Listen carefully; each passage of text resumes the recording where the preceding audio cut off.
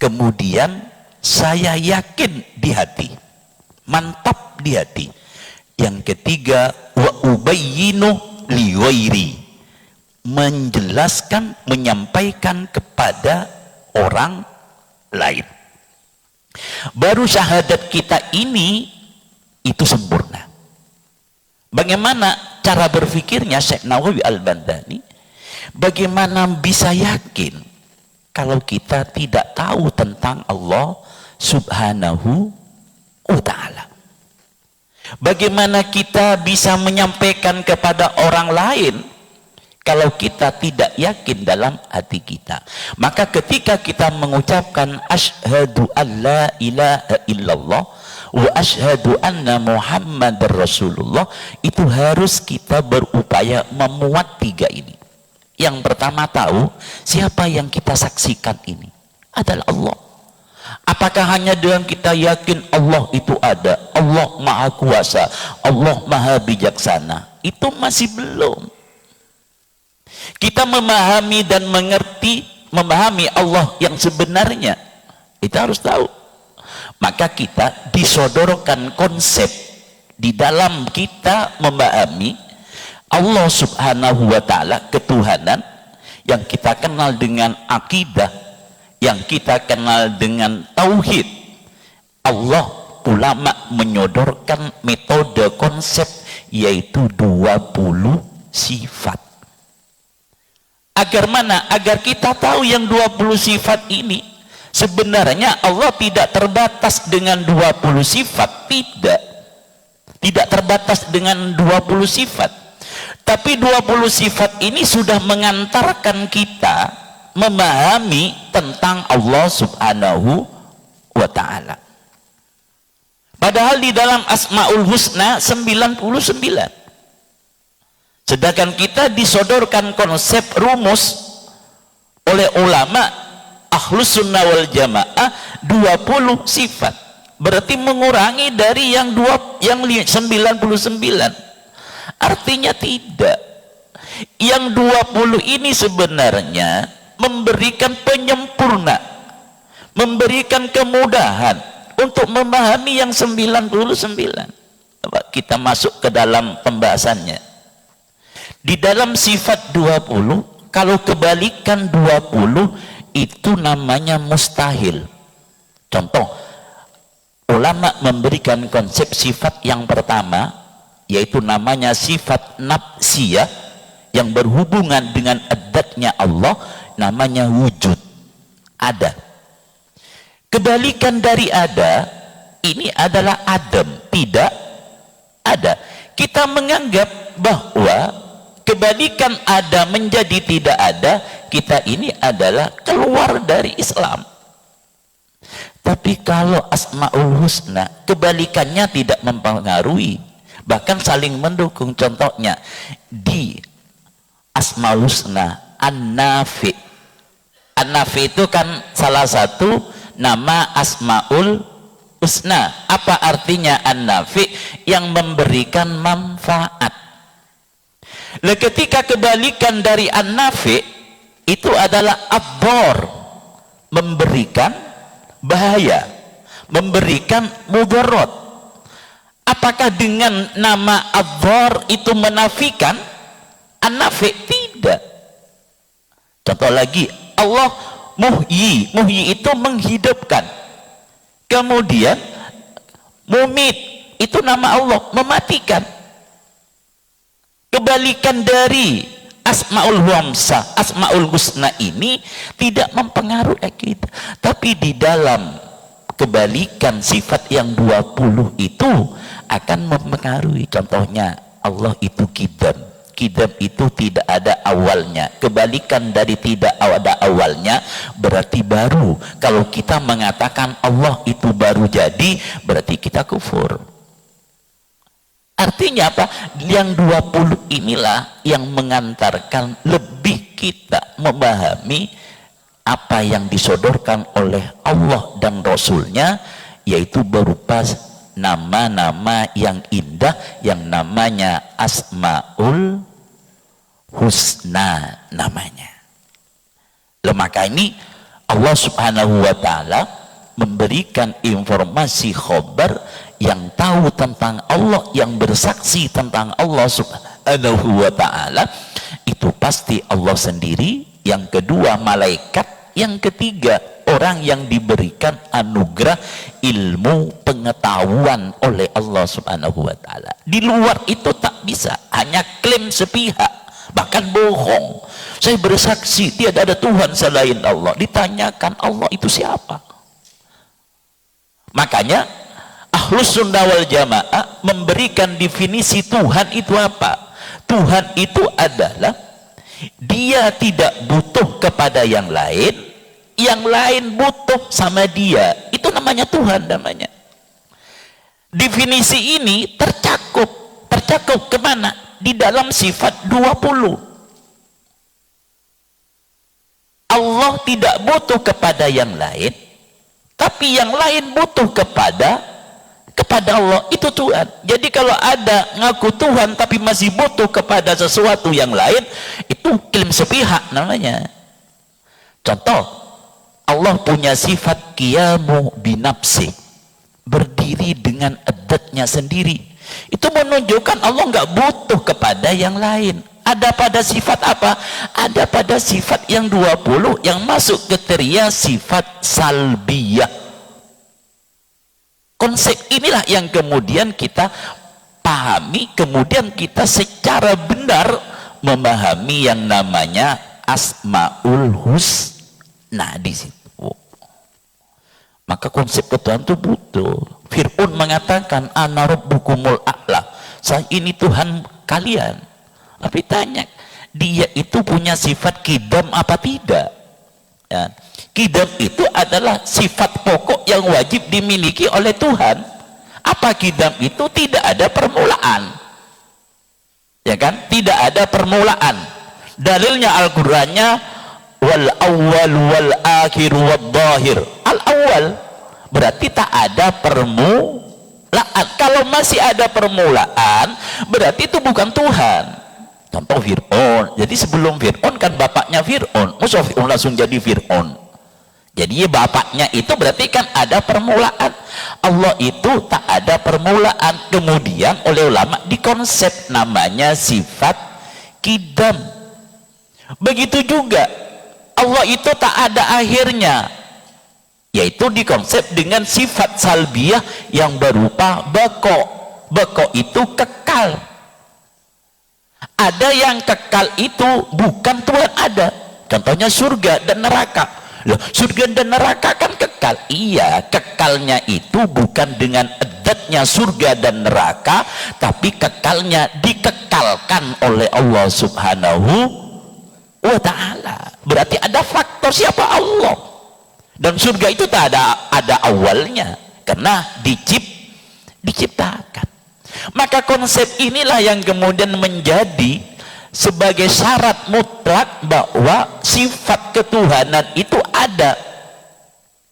Wujud kidam bako mukhalafatul hawadis, yaitu tidak sama dengan yang baru. Yang baru itu adalah makhluk.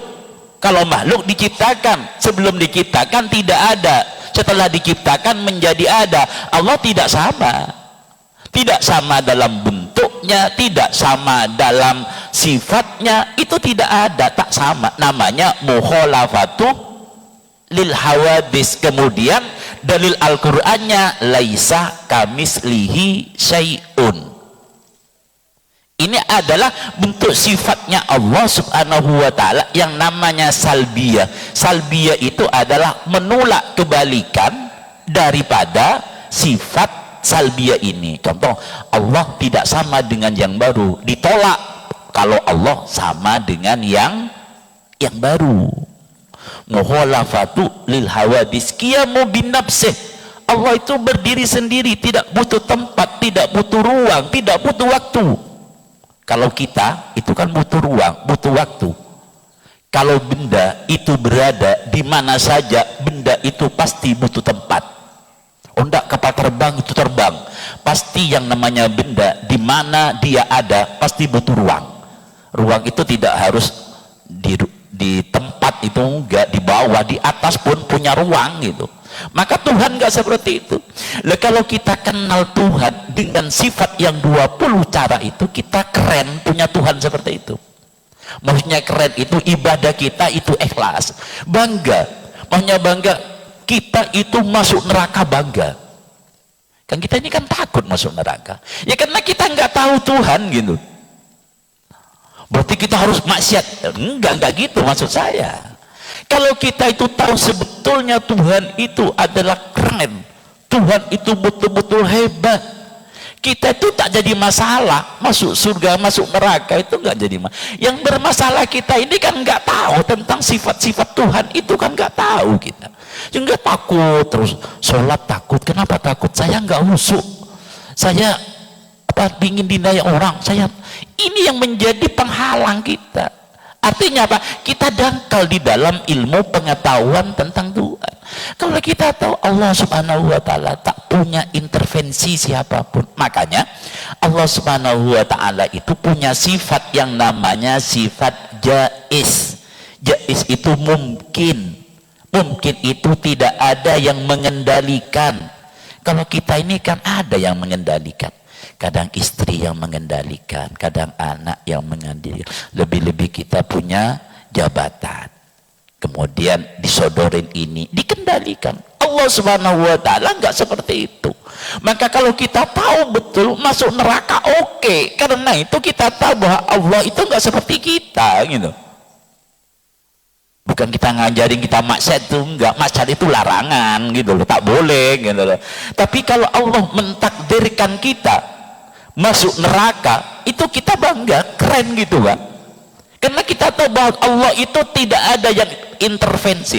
Yang kita menyesal itu, contoh umpama kita punya kasus di dunia ini, di pengadilan, kita posisinya benar, itu kan kita tahu kita ini diintervensi oleh pihak lain. Kita ini kan mangkalnya, marahnya luar biasa kepada hakim. Benar, ini benar. Tapi kalau kita yakin hakim itu tidak punya masalah, kemudian ada keputusan yang memberatkan, tentu kita tak akan mengadakan perlawanan. Kita selama ini takut masuk neraka, takut ini, satu karena tidak tahu yang namanya Tuhan yang sebenarnya, sehingga kita dihantui perasaan takut. Kemudian yang kedua, sering melakukan maksiat kepada Allah subhanahu wa ta'ala. Maka kita masuk surga itu kan karena fadlnya Allah subhanahu wa ta'ala, bukan amal kita. Kita masuk neraka karena adilnya Allah subhanahu wa ta'ala. Loh, kalau sifat adil itu kan tak ada pada sifat 20. Adilnya Allah subhanahu wa ta'ala ini kan tersimpan di dalam sifat kudrat dan iradatnya Allah subhanahu wa ta'ala. Maka kalau kita belajar, Bapak Ibu, belajar tauhid yang disusun, yang pertama yang menjadi pelopornya Abu Hasan al-As'ari, hidup di masa setelah Imam Syafi'i dan setelah Imam Bukhari 300 atau 3 abad, itu adalah menginisiasi bagaimana sifat yang 20 ini itu menjadi penyempurna pemahaman kita tentang Allah. Itu masih belum sempurna. Yang menyempurnakan jadi 20 ini adalah ulama yang namanya Imam As-Sanusi. Imam Sanusi ini hidup di abad yang ke-7. Ini yang menyempurnakan menjadi sifat 20. Sifat 20 itu setelah kita teliti para ulama setelahnya, itu tak ada satupun sifat yang bertentangan dengan dalil Al-Quran dan dalil hadis. Cuman konsep dan rumus yang disampaikan, yang ditawarkan agar umatnya baginda Nabi di akhir zaman memahami betul tentang hakikat Allah subhanahu wa ta'ala. Maka kalau kita tahu tentang Allah, kita happy hidup ini gitu. Qada dan qadarnya sudah terangkum di dalam. Makanya kudrat dan iradat ini Syekh Imam As-Sanusi nyampaikan ta'alluqnya, hubungannya yaitu dengan al-mumkinat. Al-mumkinat itu sesuatu yang mungkin. Di dunia ini serba mungkin. Maka kalau kita bicara, oh enggak, ini mustahil, tak masuk akal, salah. Kalau ini ada di luar kebiasaan, oke. Sering katakan, ini mah tak masuk akal. Di dunia ini pasti semua masuk akal. Cuman bagaimana kita berpikirnya, ya kan? Ini enggak masuk akal. Ini adalah di luar kebiasaan. Mukjizat pun, mukjizat yang Allah anugerahkan kepada Rasul dan Nabi itu masuk akal. Contoh, Nabi Soleh alaihi salam oleh Allah diberikan mukjizat bisa mengeluarkan anak unta dari batu yang besar. Ini masuk akal apa enggak? Masuk akal. Bagaimana cara berpikirnya ini masuk akal? Apakah anak unta yang keluar dari induknya, apakah induknya yang bikin? Apakah induknya yang mengeluarkan? Kan tidak. Apakah semua anak keinginan orang tua? Kan tidak. Semua orang tua itu pasti menginginkan anaknya cakep, anaknya tampan, anaknya kaya. Tapi keinginan itu serba sebatas keinginan. Allah yang menentukan. Cuman karena tak biasa anak unta keluar dari batu, itu dianggap di luar akal. Tidak masuk akal karena Allah yang menghendaki. Bisa terima ya? Allah menghendaki. Contoh, tongkatnya Nabi Musa bisa membelah lautan ketika Nabi Musa dan bala tentaranya dikejar oleh Fir'aun. Masuk akal apa enggak? Masuk akal. Kenapa? Karena intervensi Allah subhanahu wa ta'ala. Cuman biasanya tak seperti itu, gitu loh. Biasanya tak seperti itu. Tongkat tak bisa membelah lautan, orang bisa lewat biasanya. Tapi itu ada kehendak Allah. Masuk akal apa enggak? Masuk. Karena konsep di dalam berakidah itu, Al-Imam As-Sanusi, yaitu hukum akal itu dibagi menjadi 3. Hukum akal dibagi menjadi 3. Wajib menurut akal, mustahil menurut akal, yang ketiga jaiz mungkin menurut akal. Contoh yang wajib menurut akal, setiap benda butuh pada tempat.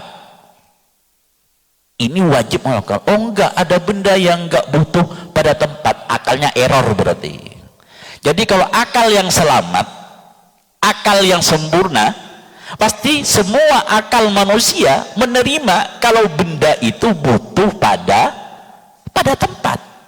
Wajib menurut akal, harus punya tempat. Yang kedua, mustahil. Mustahil itu tak mungkin terjadi. Apa contohnya?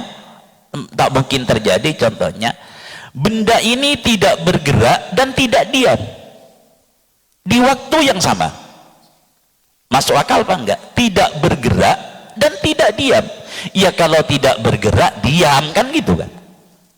Itu akal. Mustahil kalau itu dinyatakan ada.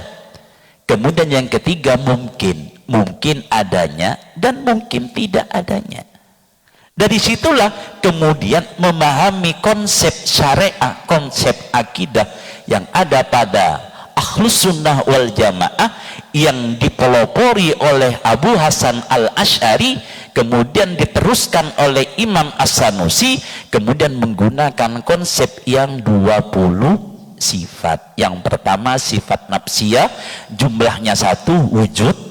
Yang kedua sifat salbiyah yang jumlahnya 5, kidam, bako, muhalafatu lil hawadisi, qiyamuhu binafsihi wahdaniyat.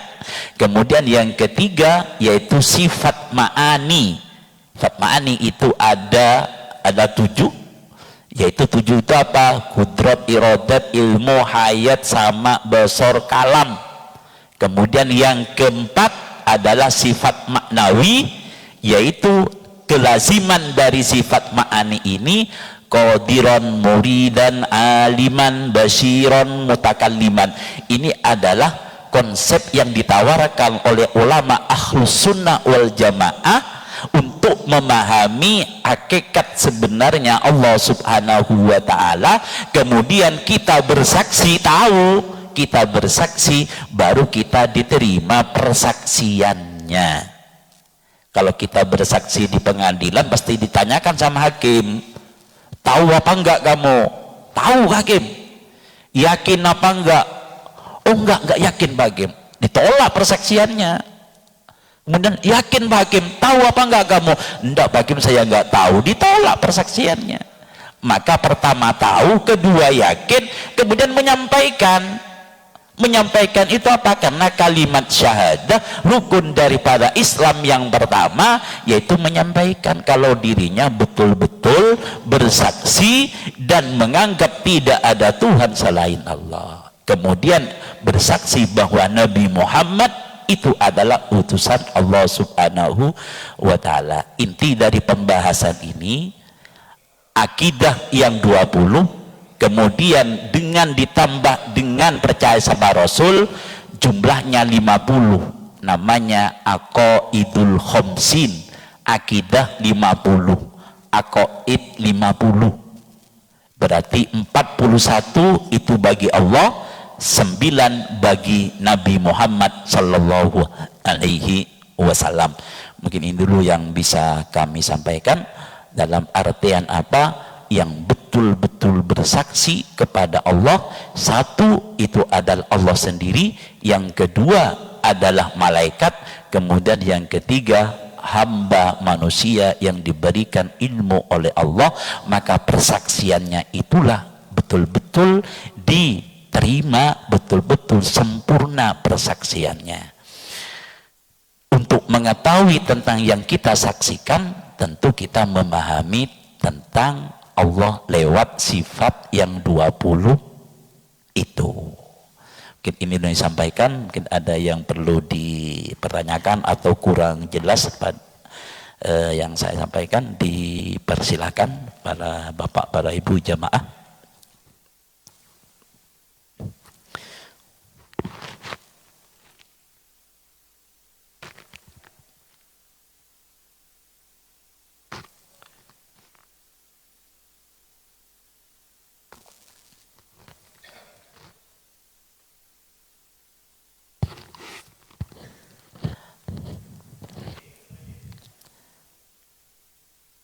Ibu, mungkin ada tanyakan, Ibu?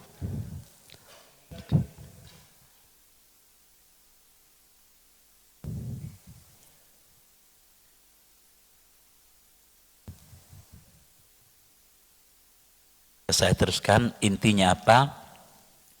Di dalam kita beragama itu, tentu yang menjadi ikhtiar kita adalah belajar.